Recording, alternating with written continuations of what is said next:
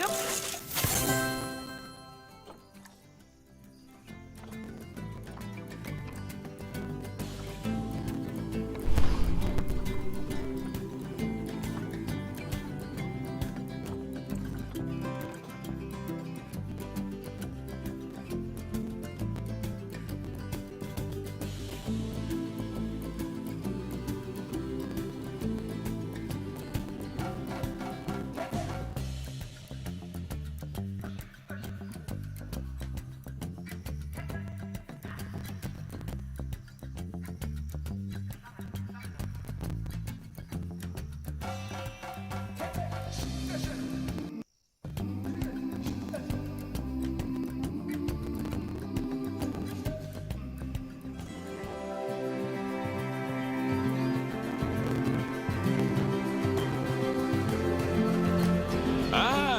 Heyo at Hematu.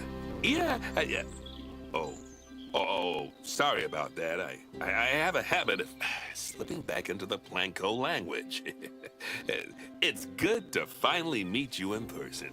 I'm Bernard, although I insist you call me Bernie. The only person who calls me Bernard is my wife. And even then, only when I've tracked elephant dung into the carpets.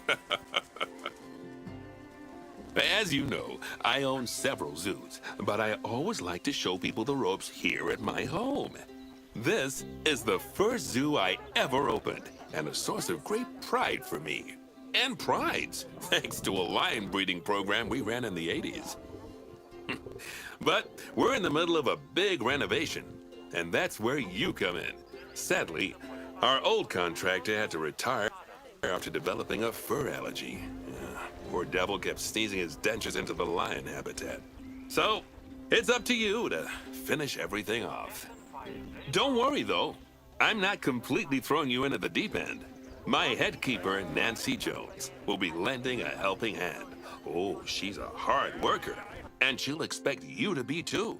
But I'm sure you'll get along like a house on fire, or even better, one that isn't on fire. Less shouting that way.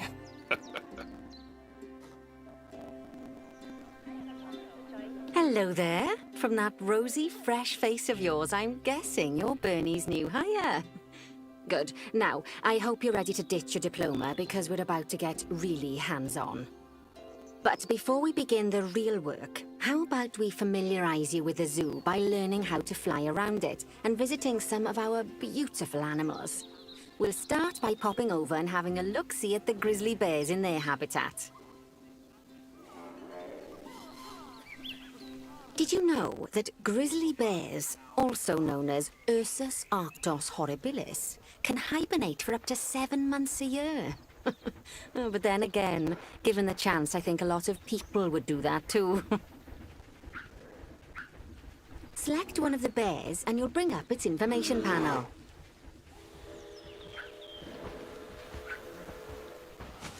This is where you can find out all kinds of information about your animal. The most important thing being its overall welfare.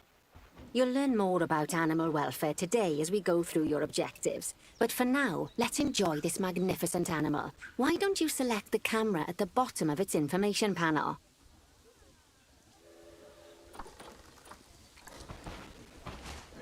See now, this is a fantastic way to get a close look at your animals. You can also get this view of an animal by simply double-clicking on it. Okay, when you're ready, let's pop over to the other side of the zoo and take a look at the lions. I've marked their location for you to find.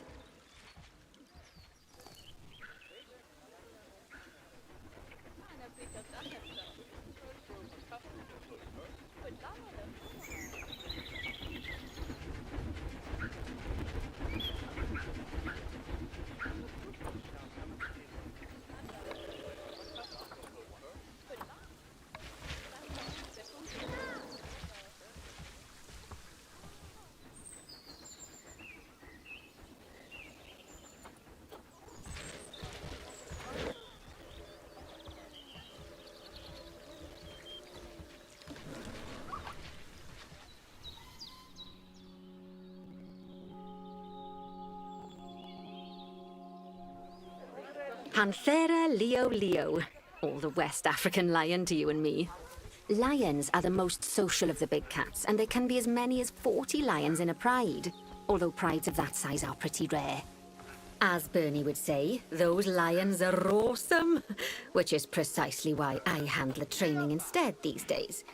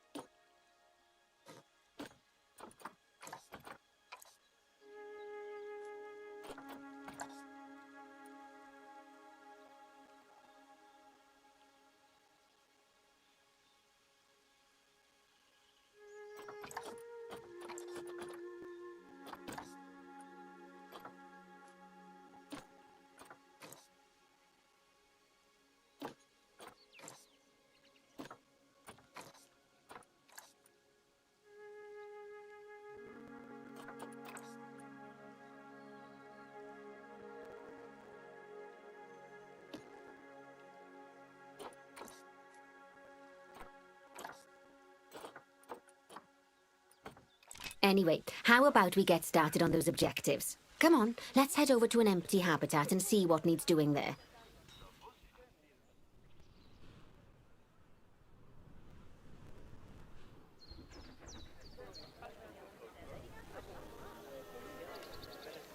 As you can see, it's a lovely space for animals, but it's missing a certain something. Well, two somethings. Warthogs.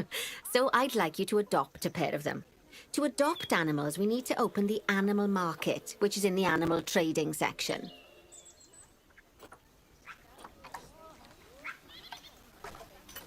There we are, a pair of perfectly splendid warthogs for our zoo. Just click on them and select Adopt from the side menu.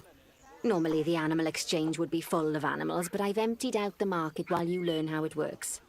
The last thing I need is you accidentally ordering a dozen elephants.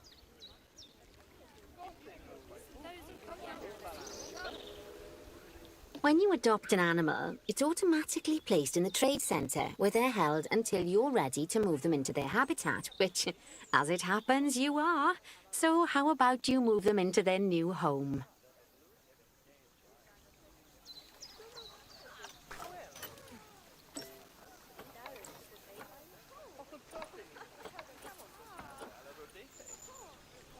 When you ask for an animal to be moved into a habitat, your caretakers will go to the trade centre, collect your animal, and deliver them to your selected habitat. I've marked the trade centre's location, so let's go and watch the caretakers in action.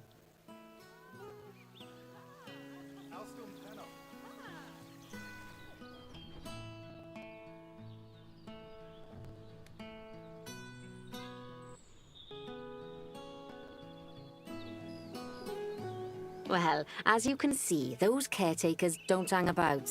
They'll move those animals to their destination as fast as possible. Of course, normally we'd have to place the animals into quarantine before moving them into a habitat, but I am assured by a person of good standing that these warthogs are in the very rudest of health.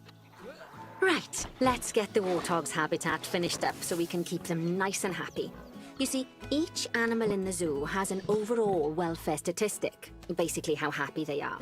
And that overall welfare statistic is itself comprised of 4 different areas: nutrition, social health, habitat, and enrichment.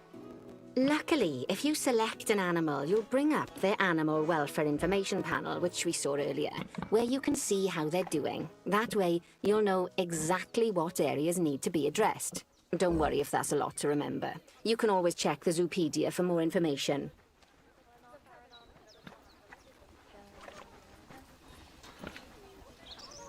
Let's start by making sure we're taking care of the warthog's nutrition welfare. To do this, we'll need to place a food station and a drinking station. Now, each animal requires a different type of feeding station. And for the warthogs, it's a small feeding trough. So let's add one of those and a water bowl.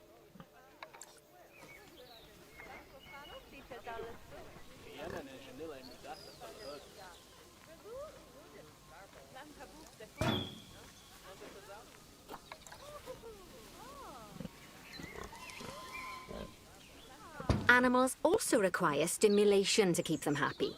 Let's add a lovely mud bath for the warthogs to roll around in. That bath will count towards their enrichment welfare, specifically their toy enrichment welfare. Oh, nice work. You've got a knack for this, I see. Now, our contractor had to leave in a hurry, so this place is in a fair old state. Unfinished thingamajigs and whatsits all over the shop. But the first thing we need to finish is the ostrich habitat. It's over near the hippos.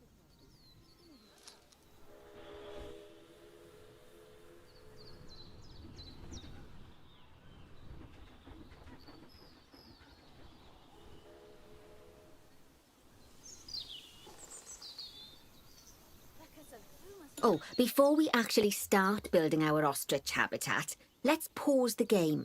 Just click the pause button in the bottom right corner.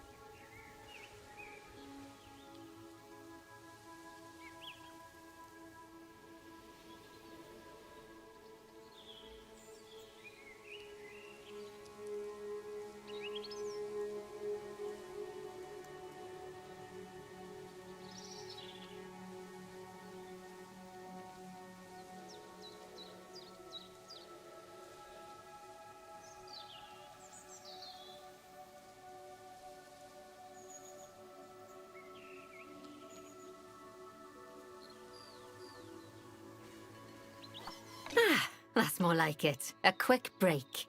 Sometimes it's a good idea to pause the game whilst you're doing something which requires your concentration, because it'll stop the zoo spinning out of control while you're looking the other way. Let's keep the game paused while we get this ostrich habitat built. Okay, job number 1 here is to add a habitat gate before we complete the barrier. Every habitat needs a habitat gate. After all, how else would the keepers get in and out? Just make sure it's hooked up to the path so the keepers can reach it.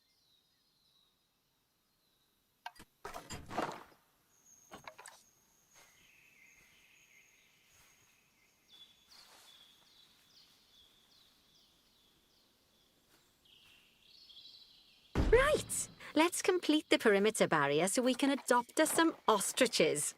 I've marked out an area for you to use, so I'd like you to finish off the perimeter using the brick barrier.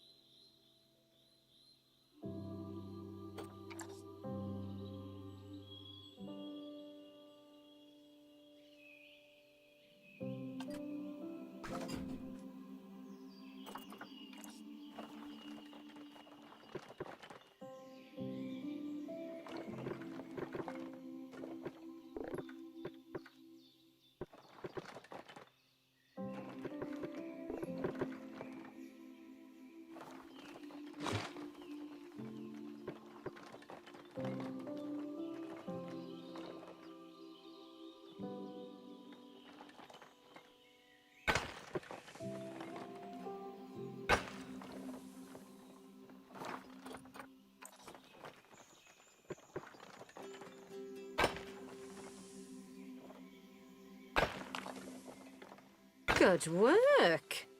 Remember, before you can place animals in any habitat, it has to have a full loop of connected barrier. Now, you've probably noticed that guests can't actually see into this habitat at the moment. At least not without a stepladder. But seeing as they're banned, I'd like you to select a piece of barrier and swap out the brick for a glass barrier, so the guests can see in.